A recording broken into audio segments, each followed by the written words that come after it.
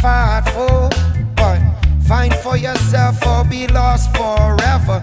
You never know when it's gonna come. It's like, care for the game that you've been playing, every night and every day, yeah. Or you might just find yourself saying, damn. What's up, y'all? Jonathan Ramirez here, Thriving Earth Farm and Development out of Jolton, Tennessee.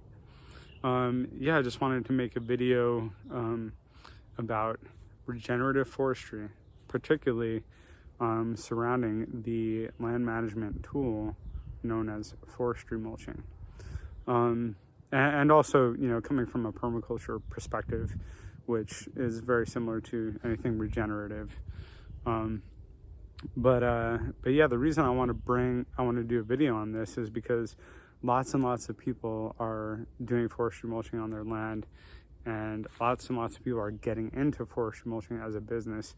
And it's something that we, in our land development company, Thriving Earth Development, or Thriving Earth LLC, that's something that we offer. We offer forestry mulching services, whether we're clearing land for a home site, we're thinning out a forest for a silvopasture, whether we're clearing a forest for a silvopasture, whether we're taking back a regrown forest that has just gone too far and is really not super valuable for livestock, and kind of getting it back to a sort of pasture setting, or any number of different things. We do invasive species removal with our forestry mulcher, and there's lots of different applications. One of the main reasons that people are getting into forestry mulching for their land is that a lot of the agricultural land that was in use up into the 80s ended up getting neglected and getting regrown. One great example is what's standing right behind me. This is a portion of our land that basically was farmed, and this land, there are no big stumps.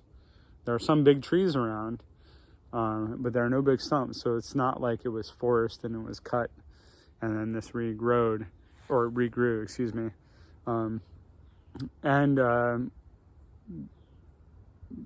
There's some evidence that certain parts of it were pasture, and some evidence that certain parts of it were actually commodity agriculture, like growing crops. And going back on the historic aerials and looking at the images from 1950 of this property, it confirms that. What we see in the aerial photography, and just by being able to assess the land based on tree age, we see that on this land in about the 1980s it started getting neglected.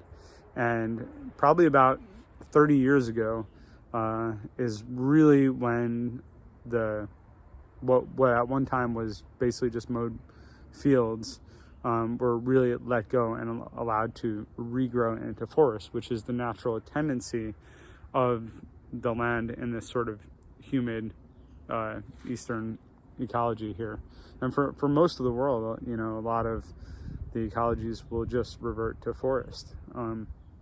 So in this situation, we have, forest regrowth, and a lot of people who are getting into homesteading are getting land, and they're not walking into, whatever their acreage is, and it's full of like really high quality developed pasture and old growth forest, and orchards. And really what ends up happening is a lot of people come into these marginal, sort of very dense, highly competitive forests, and sometimes they have good pastures and fields, but a lot of people are dealing with this situation right here, and there's a lot of benefits, and there's a lot of challenges to stepping into a situation like this, because in a super dense situation like this, there's not a huge amount of homestead value.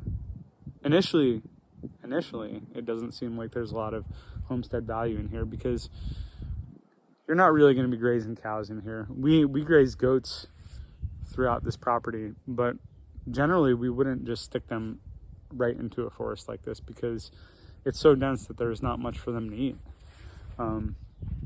So when we would put them in areas like this, in the summertime, this whole area is green and dense, and it's because there's lots of honeysuckle and privet and, you know, resprout of elm and sweet gum and all that sort of stuff growing in the understory.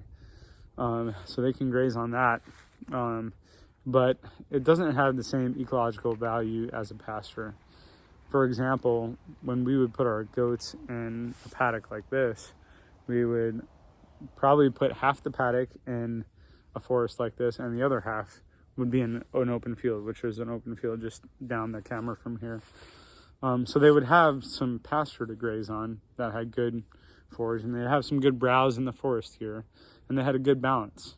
What was pretty clear is that pretty quickly the forest was completely cleared out, and the pasture had food for them for longer. And it makes sense because goats are ruminants, you know, they're herbivores, and they eat green leafy material, and green leafy material comes from photosynthesis.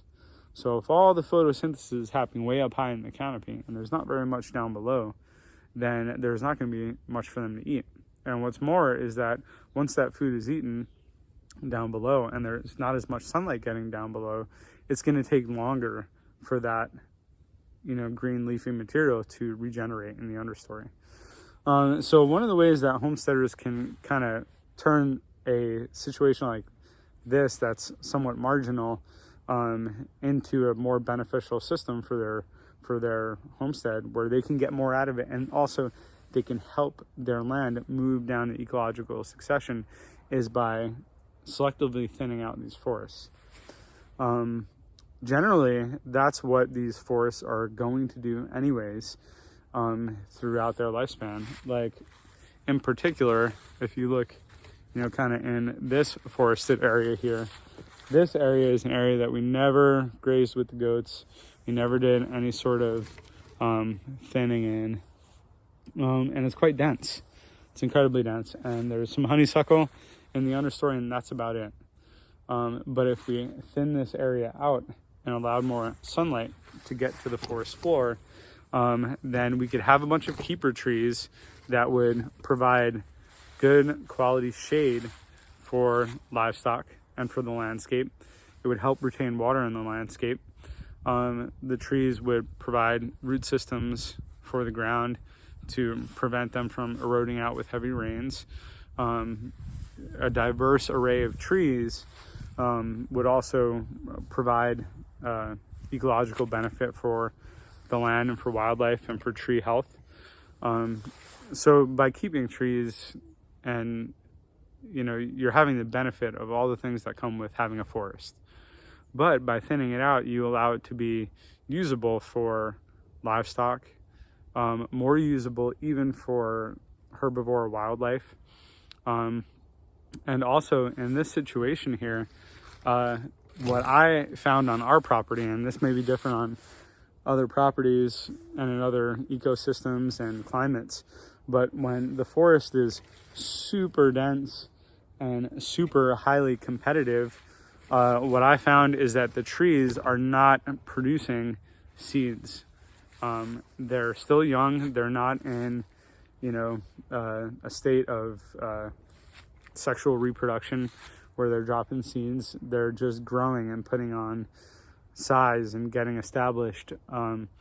And what I found, that once we started selectively, carefully thinning out the forest, that within 2 years, the trees that were remaining were starting to, number one, grow in size pretty dramatically, and two, start producing seeds and start producing more wildlife value for the birds, for the squirrels, for other wildlife, depending on what type of trees and what type of seeds. So there is a lot of value in that. The other thing about thinning out these forests is that you can create a situation where you're reducing the fire hazard that this system creates. As you can see, it's really dense. There's lots of underbrush. There's lots of low branching.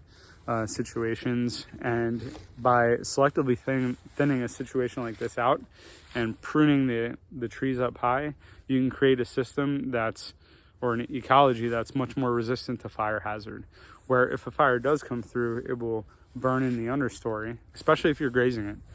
If the ecosystem can burn in the understory and not climb up into the trees and create this unstoppable wall of flames. So that's another benefit of it. The other benefit of working with ecosystems like this is that by thinning it out, you can get a lot of products. So in this ecosystem here, this particular area was commodity agriculture farm. They were growing corn and soy. It's relatively flat, which is somewhat uncommon in this little area that we live in here. Well, it's about 50-50 in this particular area, but this was commodity agriculture. And what ended up growing up mostly in these forests were sweet gum, cherry, elm, cedar, loblolly pine, some ash, persimmon. Let me look around and see what else we got going on. Some sumac, but the sumac, once it gets shaded out, it dies. So there's a lot of dead sumac in the understory. A lot of these like young hardwoods coming in. And when we're selectively thinning, we're selecting for diversity. And any trees that are way, way overrepresented, those ones are the first ones on the chopping block. It's not that we don't leave them in the ecosystem, but we balance their presence out, right? So one example is that this farm is pretty much almost a monoculture of sweet gum growing here, which is quite common in this area. And sweet gum actually does have a lot of uses. If you go to our website, thrivingearthfarm.com, and check out the blog, I did do a blog post. It's our only blog post. And I did do a blog post talking about sweet gum and all the different uses for it. But on our farm, we use it for shiitake mushroom production, and it's quite good for shiitake production. It's incredibly fast to produce. It produces pretty prolifically. It's a little bit more lightweight and easier to use than oak. And we don't have enough oak here on our site to really justify cutting lots of oaks. The oaks that we do have come up, we want them to grow and produce acorns, for wildlife and for human consumption. And there's just so much sweet gum. It totally makes sense to take some of the sweet gums out and to use them for shiitake mushroom production. And when those shiitake logs are done producing, that broken down tree organic matter goes back to the forest and adds that good humus to the forest over time and provides a mycelial network for the next successional stage of mycelium that moves through after the shiitake. The other thing that sweet gum can be used for is building poles, and we have used them for building poles. The way that we do it is we strip them down, we let them dry for a little while, then we char them, and then we use them for applications where they're not going to be in contact with the ground or exposed to the elements, like roof rafters or even framing, as long as it's off the ground and not getting rain on it. And they do quite well. When they dry out, they're really lightweight, they're great to work with, they're nice to carve. The grain can be a little spirally, so if you're doing chisel work on it, you just have to be a little bit careful with it. They're not incredibly strong like oak, but they have pretty much the same value as pine. We do burn it in our wood stove. It's not the greatest, most longest lasting burning wood. It burns pretty quick. But it's great if you're starting your fire and you put some kindling in it, then you jump to the sweet gum, and then you jump to a cherry, then you jump to an oak. That creates a succession of burning, which makes your fire get a real nice bed of coals real quick because it has just the right kind of step up. So sweet gum is just one example of how you can take from these, dense situations and gain a yield from it. But there's other wood that we use. We cut a lot of cherry because there is a lot of cherry in certain parts of the farm, and we use that predominantly for firewood. We use a lot of these young elm seedlings that are coming up for different craft projects. We make bark baskets with tulip poplar that comes up and from sweet gum. And yeah, you know, just all sorts of different uses. But as we thin out an area, what we end up finding is that the area underneath of a thinned out area very quickly becomes sort of silvopasture setting that we can graze animals on. And also with the new level of sunlight that's coming in, we start to see oak regeneration, which is not happening in these dense situations.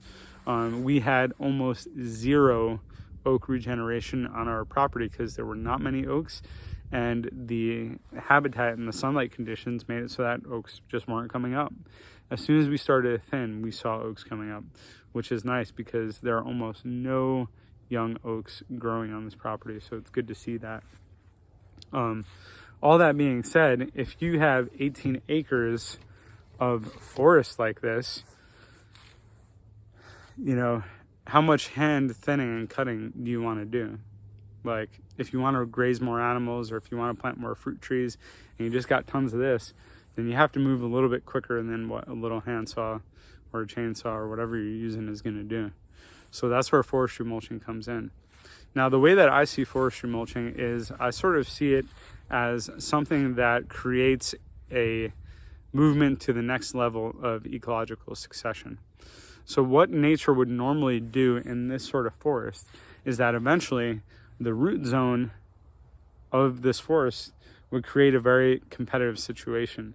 Now, yes, trees actually do share nutrients and move nutrients around, but what you find happening in these dense forests is you start to see trees dying off.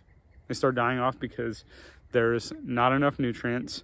The leaf litter that drops from these trees, the leaves don't really stick around that much.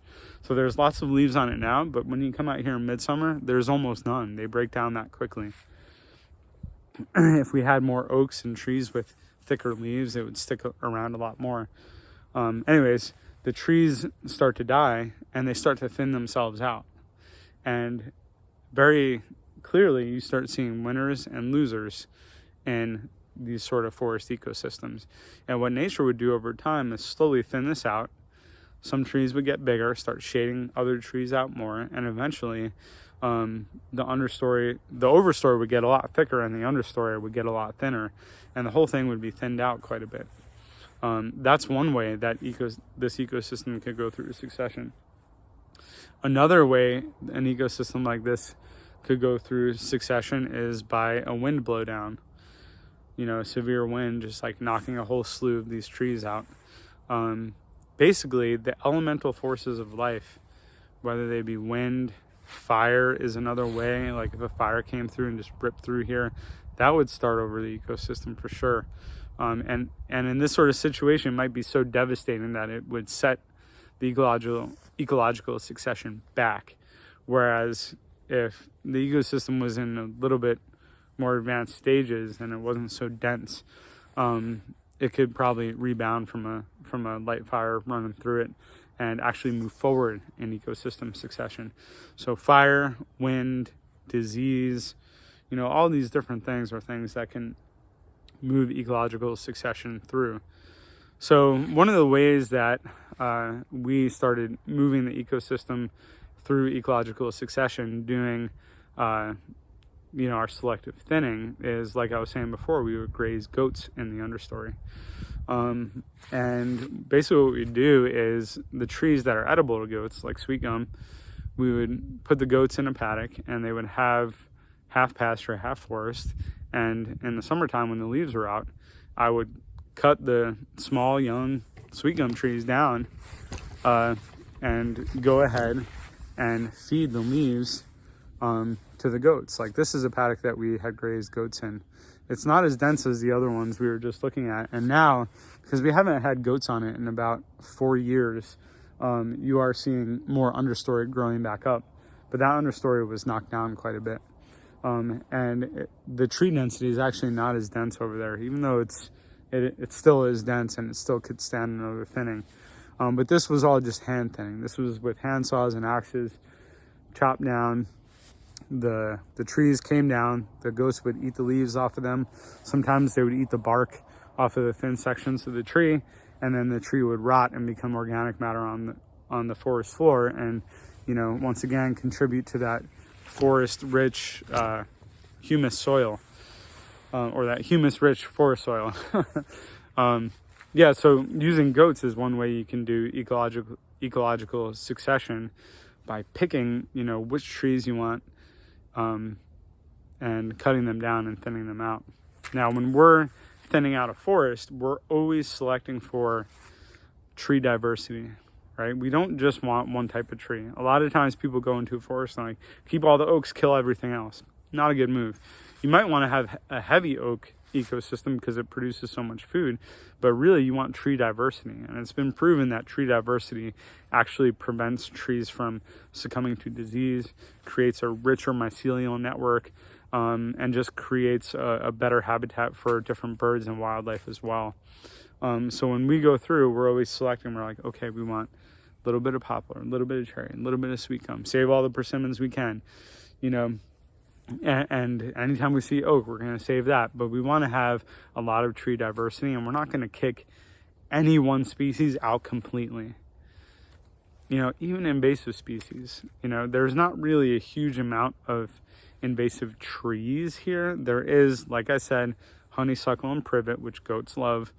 And we, in some areas, we've eradicated that completely. Like in our pastures that were almost 100% privet and honeysuckle, there's none anymore, 0. But in these sort of forest settings, there's still honeysuckle and privet. And, when goats come back through here, they'll have that to eat. And that's a food source. And you could even make tree hay with that sort of stuff. But anyways, we're not knocking any one thing out of the ecosystem completely. What we're seeking for is balance. And so one way to do that is with goats. We're thinning the forest out, feeding it to the goats. The goats are eating the excess brush. Sometimes they're even skinning trees and thinning situations like that out as well. The one thing about goats and livestock is that if there are young seedlings in the understory, you really have to protect them from the goats. I don't know if y'all can see it, but there's a pine tree somewhere over here. And that pine tree is about 12 inches in diameter. If you look carefully, there is chicken wire around that 12-inch diameter pine tree, because goats will, in the wintertime, when they're looking for the compounds that are in a pine tree, for some reason they really like it, they'll eat right through that bark all the way. And so if you want things not to be damaged by the goats, then you have to protect them. So anyways, that's just like a little bit of how we thin out forests and select for keeper trees. But the main focus of this video is really supposed to be about forestry mulching. What is forestry mulching? Forestry mulching is another way to thin out a forest and put that organic matter back in a layer on the ground to break down and to create a high organic matter topsoil that simulates a forest slowly thinning out over time and creating a lot of litter to create an organic matter rich forest soil, that still has trees but is more thinned out. So forestry mulching can mean any number of different machines. The most common machine that you see for forestry mulching is a skid steer, which has a horizontal rotating drum that has either carbide hammers or knives on it that grind trees to the ground. And you can do anywhere from light brush with a skid steer mulcher to, depending on what type of cutter head you have on it and what type of machine you're running, 12-inch diameter and below. Now, the higher diameter tree you have, the slower, a skid steer mulcher is going to go. And if you're in a really big project and you're trying to do a lot and you're dealing with larger material, you have to bump up to what they call dedicated forestry mulching machines. And there's a lot of different ones. If you want to, Google or look at some of those dedicated forestry mulching machines, you can look at, like a Prime Tech, 400 horsepower, 375 horsepower, 175 horsepower machine that are just made for forestry mulching. Another one is Fecon makes dedicated machine. CMI makes a good dedicated machine. But a lot of what you see out there is skid steer mulchers. And skid steer mulchers are good, but they have a lot of limitations. Now, the reason that you would go to a forestry mulcher and not just do it by hand is when you're thinning out a forest and you're cutting stuff by hand, it takes a long time. Number one. Number two, what you end up with is a lot of dense brush in the understory. If you have no way to manage that, then the undergrowth is going to grow right through that. And because the brush is going to be so dense and thick, you're not going to have any way to manage that. Sure, livestock can get in there and eat some stuff, but there's going to be some stuff that they don't eat. And when they don't eat it, it's going to grow up and it's going to predominate, and you're going to have an unbalanced situation. So the benefit of forestry mulching is that it grinds up that woody material down to a fine mulch, which you can then mow. So in our forestry mulch areas on our property and on other properties that we have developed and managed, we'll forestry mulch. We'll seed right away because some spots will be bare, some spots will have mulch on it. Our seeded mix of annual and biennial and perennial forages will come up in areas where it had good seed to soil contact. That stuff will grow up and animals can graze that. And you don't want to overdo it in those situations until they start to balance out. You know, you still want to have good rotations. You don't want to abuse the land. You don't want to hold them for too long. But when the animals go on there and they start, you know, urinating and dropping manures onto the ground, that will mix with the carbonous material of the forestry mulch wood chips that are all over the ground, and that will create a situation where you'll start seeing a lot more rich organic matter, especially if you move the animals off, let it regenerate. But then afterwards, as stuff starts to regrow, and let's say the livestock didn't eat everything that was in there, you can then come in and mow, and you don't have all these logs and branches as obstacles.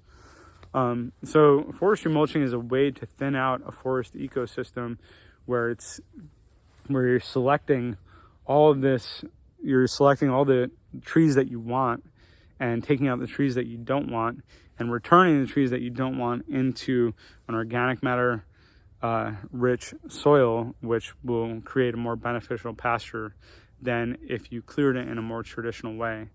More traditional ways of clearing are usually robbing the forest ecosystem of its organic matter.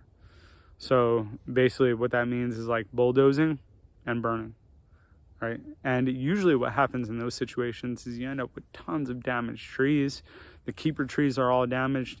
And that can happen in forestry mulching too if you don't have a good operator, which 90% of the operators out there are not good. As far as ecological speaking, they might run a good business and they might be good at clearing land, but ecologically speaking, they don't have the consciousness to deal with the situation properly. But bulldozing is always more aggressive, and what ends up happening is you end up having a bunch of bare soil with no return of organic matter. All of the organic matter gets burned up and oxidized, and some of it ends up as wood chip and charcoal in one corner of the farm. And then you're trying to create a silvopasture in an area that's devoid of nutrients. Obviously, you can come back from that, but a more ideal situation would be forestry mulching. It's a very beneficial tool. Sometimes it can be cheaper than bulldozing. Sometimes it can be a lot more expensive. It really depends on the site conditions, how thick the trees are, how thick the brush is, etc. You know, going back to the operator stuff, a lot of people who get into homesteading find out about forestry mulching and say, okay, I'm going to do it myself. And for some people, that is absolutely a great idea to do. But for some people, it is not a great idea to do. Forestry mulching machines are incredibly dangerous. Every few months, there's a story of someone who killed themselves with a forestry mulcher. You know, got out of the machine while the drum was still running and didn't wait for it to slow down and got caught up in the drum and got mulched, or put a mulcher on a skid steer that they had that didn't have a door or had a glass door, and then they were mulching, and a big chunk of material came in through the cab and, you know, basically pierced them, you know, went through their body and killed them. Or, you know, they got trapped in the machine, or they caught a machine on fire. Like, you know, there's lots to know about working in forestry mulching. There's a lot to know about operating that sort of heavy equipment. There's a lot to know about operating it safely. So for a lot of people, it's not really going to make sense for you to really do the forestry mulching. For some people who have a good consciousness around those things, then sure, go ahead and rent one and use it. That's going to be a cheaper option. If it's your first time running a mulcher, or even your first few times running a mulcher, you're not going to be probably half as efficient as someone who does it a lot. You know, someone who does a lot knows how to move quickly through wood and how to do it properly. But all that being said, the reason that we got into forestry mulching on our farm is because we hired a professional forestry mulcher who was clearing 3 acres up front. And we didn't realize it at the time, but he quoted us low, and he probably should have quoted us more, and we would have been willing to pay more for a quality job, because we didn't want any damage to our keeper trees, because we want the keeper trees to be healthy and to survive. And we made that very clear to him. And we picked that forestry mulching service because they claim to be the most ecologically sensitive forestry mulching service in the Middle Tennessee region. You know, one of them even had a forestry degree. But on the first day that they started working, it was one of them, there was damage to almost every single keeper tree, like bad damage. Like, the tree's not going to recover from that sort of damage. And it was because he underquoted the job and was moving too fast. And just wasn't being careful. In very dense conditions, you have to go slow, and you have to make sure that you have really good situational awareness, because if you're going to damage all your keeper trees, then there's no point in having the keeper trees. You want the keeper trees to be healthy. So we pulled that forestry mulcher guy off of the job, and I rented a machine, and I did it myself. I took my time. There wasn't as much of a rush. You know, it took me a little while to, you know, feel really comfortable in the machine. But I could go nice and slow and methodically, and I can do a job that I felt good about. And I ended up feeling really great about the job that I did, so much so that I enjoyed doing the work. And I knew that with the ecological consciousness that I was able to offer, you know, being able to identify seedlings from the cab of the forestry mulcher, that's a very valuable skill that most forestry mulcher services don't have. Being able to know, just by looking at a tree and its canopy, where the root zone of the tree ends. So in some situations, it makes sense to get real close up to the tree and get some, you know, if there's honeysuckle and privet growing close up to the tree, getting up close to it and mulching that stuff down so you don't have to come by hand and do it. But with bigger trees or a more ecologically sensitive situation, what you really want to do is not get that close to the trees and not go over their root zone, because a 16,000 pound skid steer mulcher is going to put stress on the root zone of those trees. So a lot of times what we end up doing is we end up mulching what we can without getting too close to the trees, having the mulcher move along to a location further down the property, and while the machine is mulching further down, we have hand crews come prune up trees that have low branches, cut the brush around the base of the trees, and drag them to a safer location, so that we don't damage the root zone of the trees. And then we come back and mulch those piles. So that's a way to be a lot more ecologically sensitive about it. It takes us more time to do it by a little bit, but we still charge about the same price as other forestry mulchers. So if you're going to be doing forestry mulching yourself, it really pays to think about those things. Forestry mulching is a good option, but it can feel very aggressive on the land. One of the other reasons that it feels aggressive is because it's a 16,000 pound machine. Like I was just saying, you know, you're compacting soil. If you're just doing thinning by hand, you're not going to have that situation, but you're going to have a lot of woody material laying all over the place that you can't get through with on the tractor.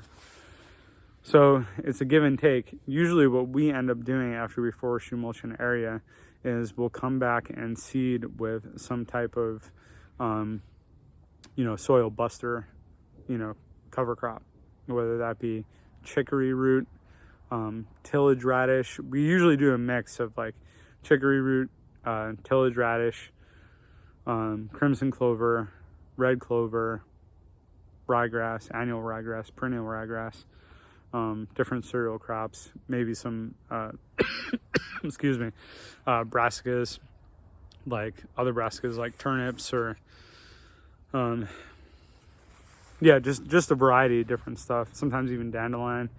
That stuff will break up the compaction that the machine makes and, you know, help cover the soil quickly, and also it provides a forage for livestock and for wildlife if you're a hunter.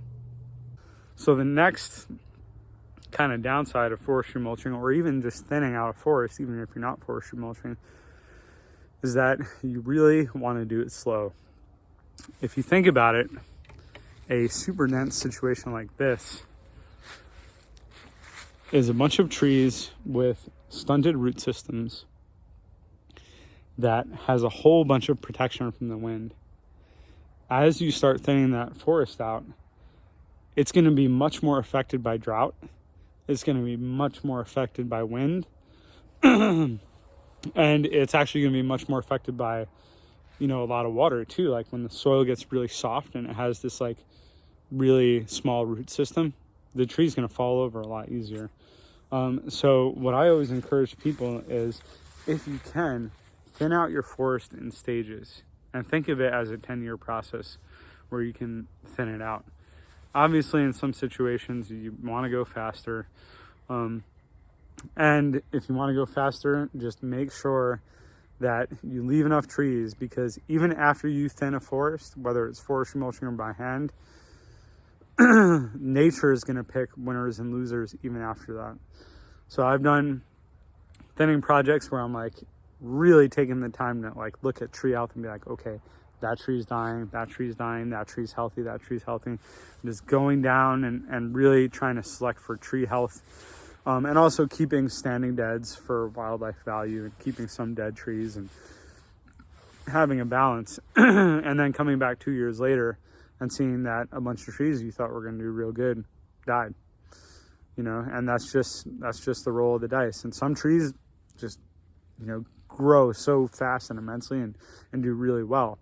Like in our front pasture here that we forestry mulched about 7 years ago now, a lot of the keeper trees that we had were, you know, 4 to 6 inches in diameter. Now they're 12 to 16 inches in diameter and very tall and very healthy too. But I would say of the keeper trees that we left, probably in that field, 15% that we were left as keeper trees died. And I sort of knew that going in. I knew that we were going to lose some of the ones that we even kept. So I just kept that in mind when I was selecting, and I kept it a little more dense than I wanted to. And nature just selected after that. So keep that in mind. You know, forestry mulching, sort of things to watch out for. Have a really good operator or do it yourself and be really careful. Know what you're doing. Thin out the forest slowly and in stages so you don't shock the ecosystem. Seed the understory after forestry mulching so that invasives don't come up, and that you create a situation where good forage exists for wildlife and livestock. When you're select trees for diversity and for tree health. Keep standing dead, particularly big standing dead trees, if you can. The smaller ones are really not as important. It's good to have some, but it's more important to have some big standing deads in place for, you know, habitat.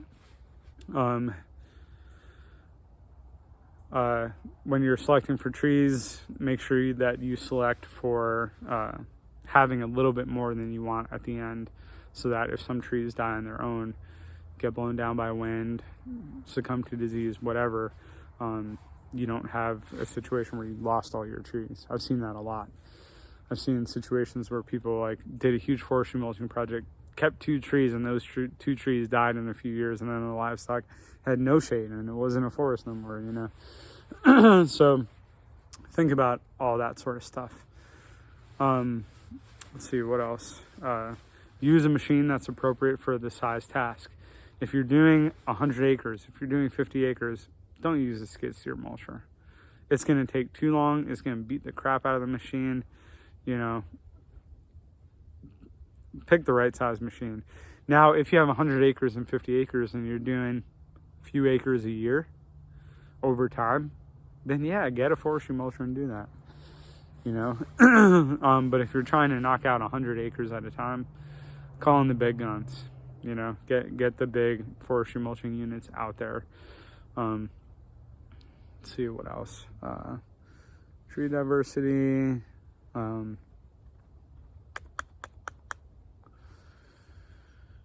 Yeah, you know, when you're flagging trees, one thing that I would say is kind of what we do when we go through an area.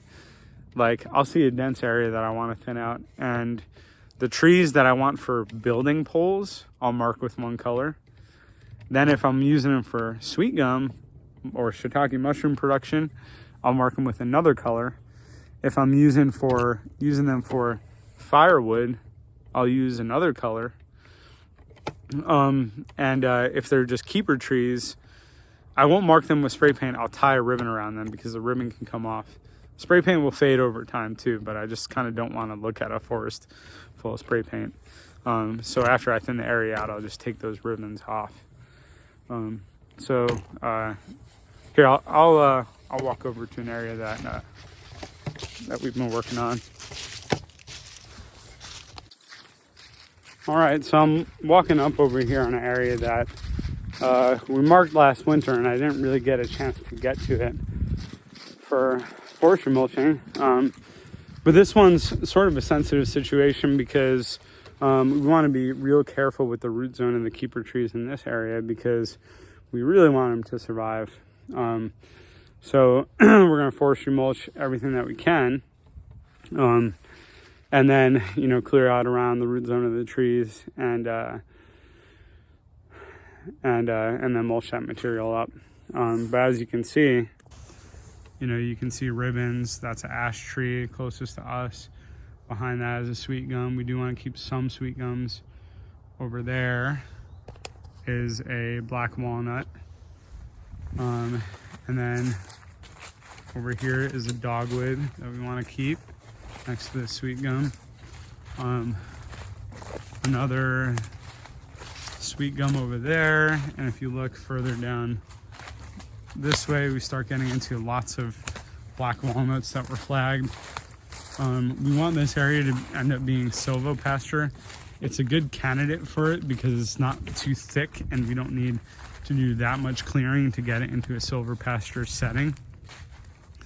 And like that tree that's flagged, that one way further down there, one over there, one over there, one way back over there, one way back over there. Those are all black walnuts. Now we don't really want to monoculture black walnuts, so we're selecting for other trees too. Like actually this one is another ash.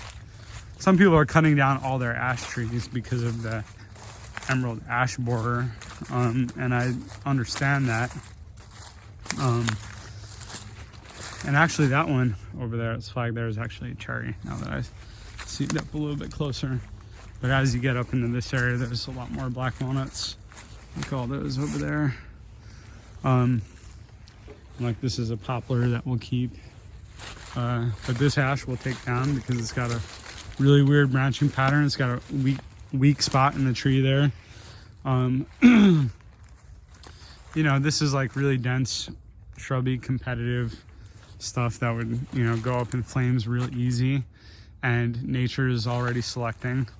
Oh yeah, but going back to the ash trees, I like to keep some ash trees because I think that if you keep ash trees, even if they get the emerald ash borer, if you don't preemptively cut them down, what you can have is a situation where some of the ash trees will get infected and send out a genetic resiliency plan in the seeds that it sends out, and you're bound to have a resistance to disease in the offspring of some of these trees that get infected. So even if I have ash trees that grow up, end up getting emerald ash borer, and end up dying, if they can throw seed out, and even if one of those thousands of seeds from all the different trees survive, then that is the resiliency of the coming generations. So I think that's super important. We know that when they went around and preemptively cut down all the American chestnut trees, that maybe that wasn't really the best move. Here's black walnut, cherry, two persimmons over there.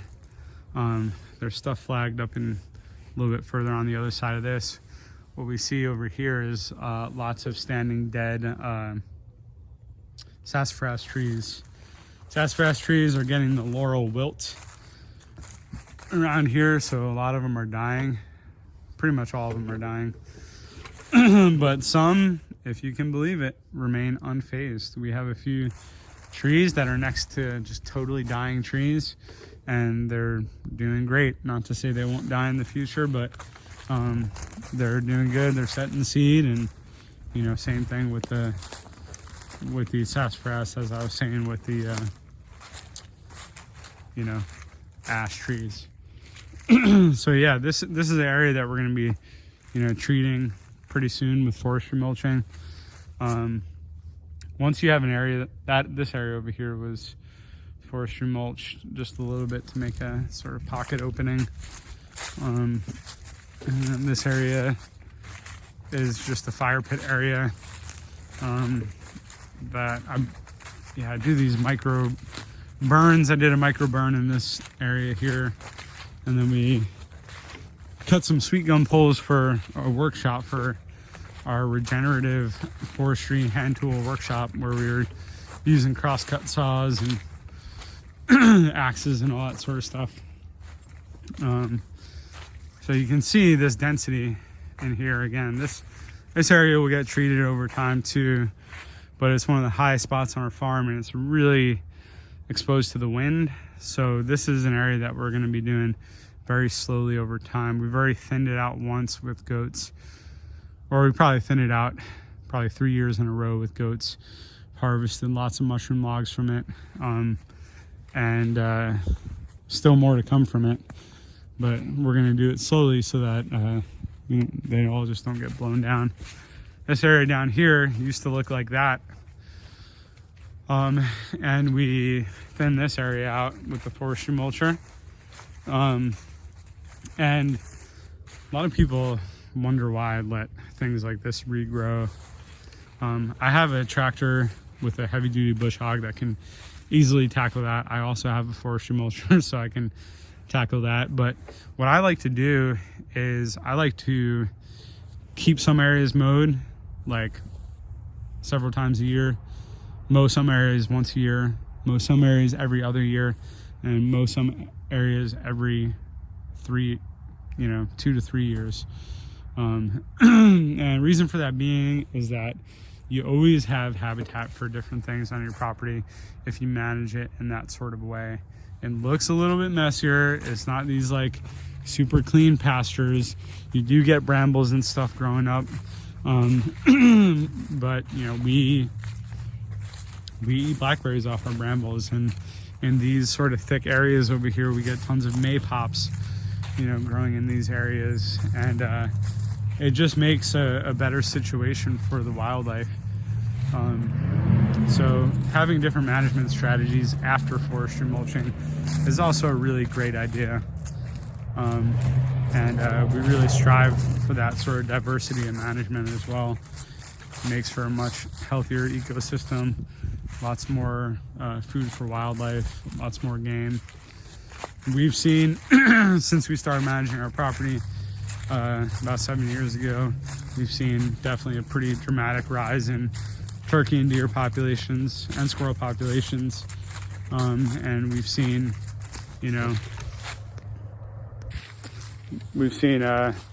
more regeneration of less commonly represented trees like oaks, like I was saying before.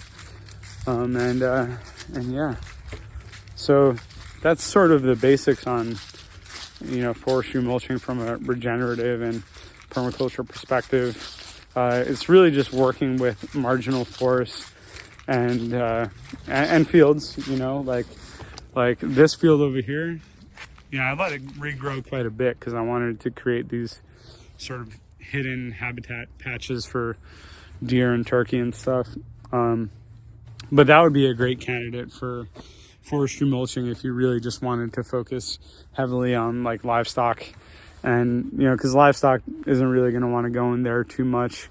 Dairy goats, their udders will get like torn up by the brambles, and cows aren't really going to go in that sort of situation very much. And you want more pasture grasses if you're managing for livestock, but that would be a great candidate for forestry mulching. Young marginal forests getting turned into silvopasture would be a great application for forestry mulching.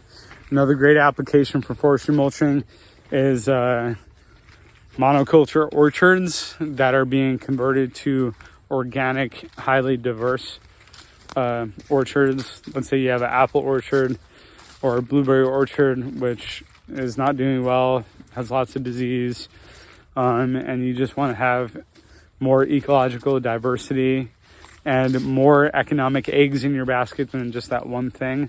You could come in and forestry mulch those crops, rake the woody material into a line, and then plant into that line some other diverse sort of thing. So it's not just all apples or all blueberries. One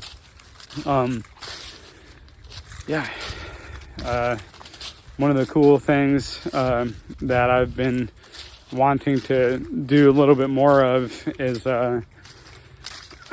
having, these old fields that regrow and get quite tall and woody, maybe like head height, all privet, honeysuckle and grasses and stuff growing up. Come through with a forestry mulcher, take your time and mulch it up real fine, then rake the resulting debris into long on contour brush swales, then unrolling bales of hay on top of that, and then planting right through that. And that would create a situation where, you're using that organic matter, that regrowth, and using that as the mulch for the next generation, and starting with that succession. One thing that I failed to mention about thinning out these overgrown forests is that in some of the areas that we've thinned out already on our property, we'll have, really, it's almost like a food forest. We'll have situations where it'll be like, American persimmons with maypops growing up it, with, black walnuts dropping fruit down, with building materials surrounding it. And it just feels like moving in the right direction. And then what you can do in those resulting canopy gaps is then coming in and planting, more edible things that, are not represented in the ecosystem. So then come in and plant your fruit trees and nut trees and stuff as your forest regeneration. You're going to want to protect them from livestock, obviously. But that's something that's really valuable and something to think about. Anyways, I'll maybe add more, maybe not. Well, for those that are interested, this right here is our forestry mulching setup for our farm that we use here and that we use for other properties that we manage. Let me see if I can flip this around. Yeah, it's a CAT 299 D3 XE LM2. That means Land Management 2 package. So it's the biggest horsepower skid steer that CAT makes, and it's just a beast. It's heavy duty for a skid steer. It's got a lot more armor on it. It's got coverings on the hydraulic. It's a lot bigger. The hydraulics that run the final drives on the on the tracks over here are all covered.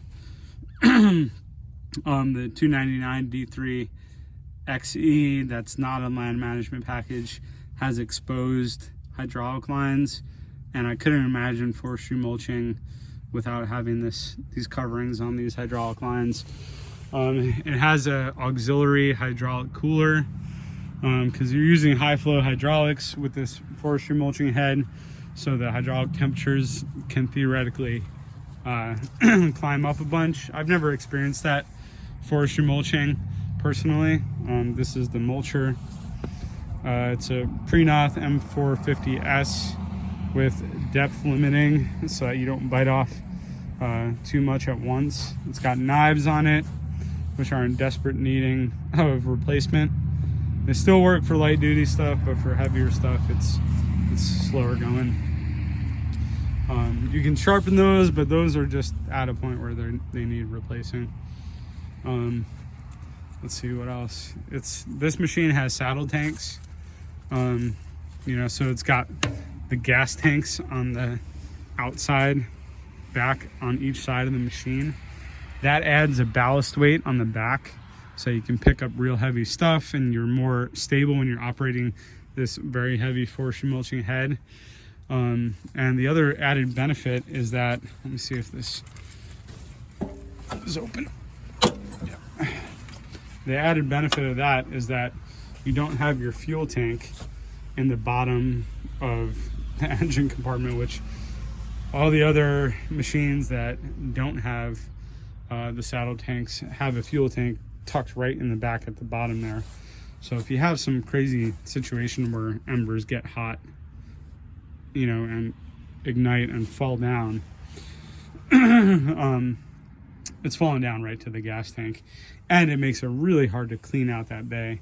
With these saddle tanks, you have a totally open bottom, and you can open up the hatches below and get that area, you know, really super cleaned out, which is really great. What else? Anything else about this machine? It's heavy duty with forestry mulching.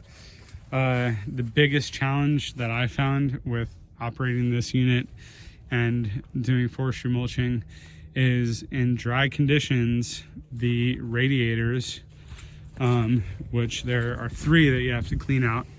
One that's on the underside of this hydraulic cooler, one that's on the back side of this door here. I guess I'll open it again. It's right here, small one. And then one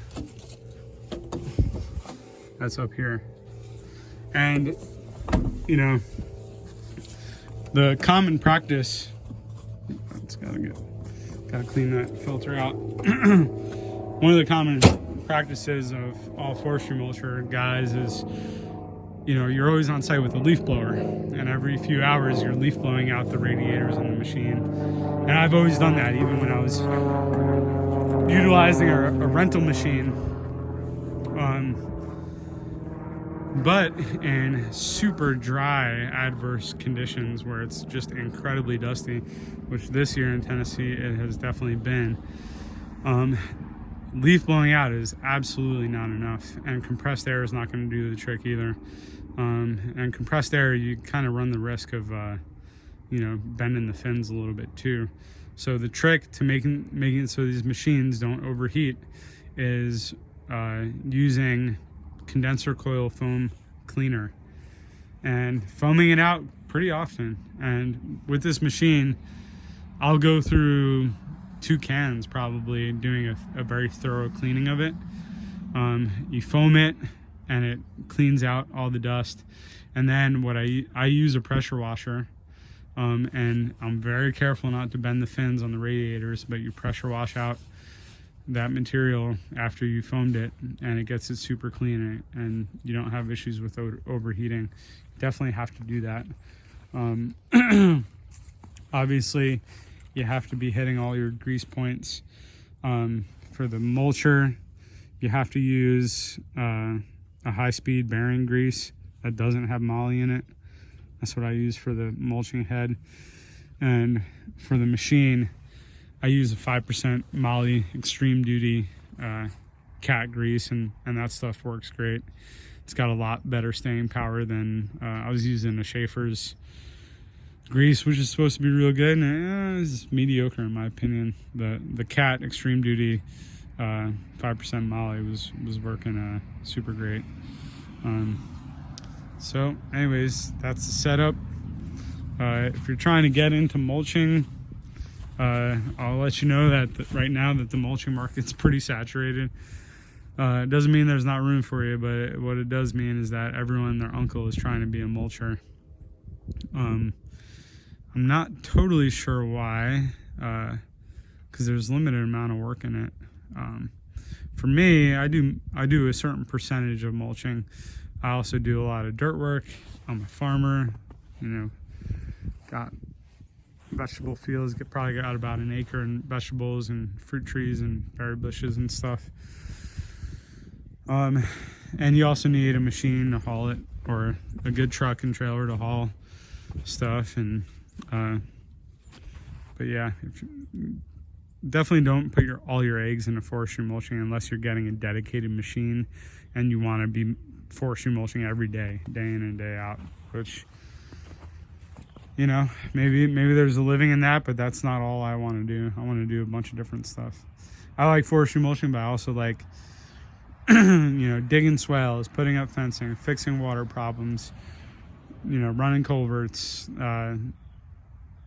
building pads, digging root cellars, building roads, farming, doing traditional woodworking, raising chickens and ducks and meat birds and goats and all that sort of stuff. Sawmilling wood. I like doing a lot of different stuff. So that's kind of what I do. Anywho, that's where we're at.